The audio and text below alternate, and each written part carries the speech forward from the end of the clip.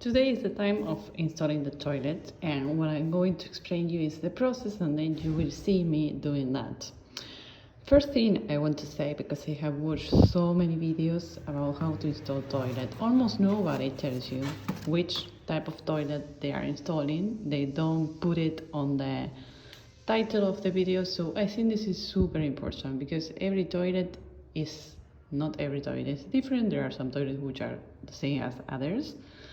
But even if they have the general characteristics, it's good that you find a video for your brand. So I'm going to tell you, I'm going to install in Sensea, compacta.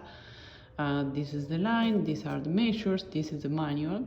And I'm telling you that because this toilet in particular, I couldn't find any information and I couldn't find how to put it on the ground. So this one is slightly different than others. So let's open the manual. First thing you have to do is to read the manual. Even if you I don't like too much reading the manuals, but you discover a lot of things which are very important.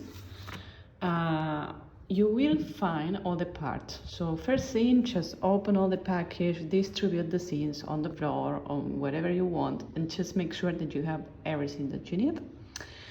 And then they also tell you which type of tools you have to have in order to make this work.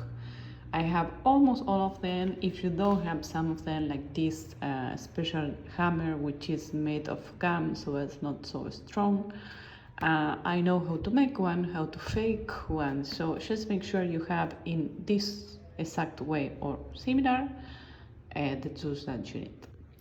Second thing are the instructions and the steps. So for example, with this toilet, without reading the manual, I was just going to install it without adding the top part first, but then I just realized that maybe I actually need to work on the top, on the lid first, because seems to be that there's some sort of access that I have to have from the back of the toilet. So this toilet in particular goes just right close to the wall, and if I don't do that first, then I will have to remove it. So very important, just scan the instructions just to make sure that you are going to make them in the proper order. So going to page 2, this is actually one of the most important steps. All of them are important actually, and you don't have to skip none of them. If you want that, the installation is good. If you don't want a good installation, just do whatever you want. But this is very important because this is the technical information. Here, for example, it's not so easy to see, but there's information about how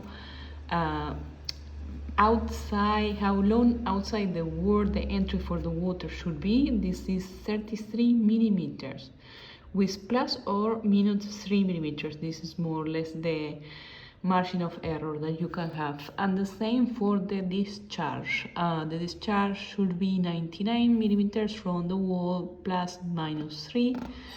And then what you will find is the information about how to fix it to the wall. So here they tell you that from the center. They actually don't tell you that it's from the center, but I tell you, and I think it's maybe common logic.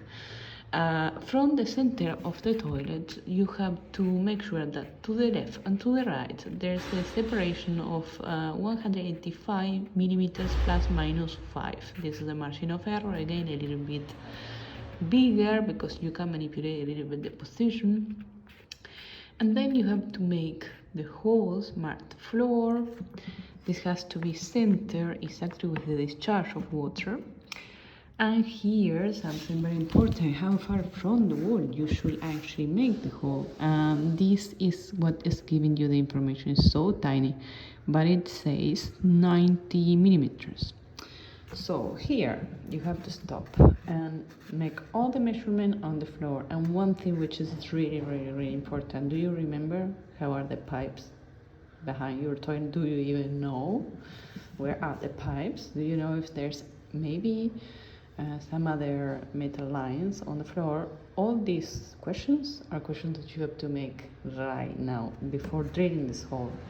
If you don't know, you can ask the people who install everything. If they don't remember, or they are not sure, just use a metal, water, and electricity detector on the floor, just to make sure you are not drilling in a line. There are many floors which are containing heating lines below the surface, so be very careful with this step.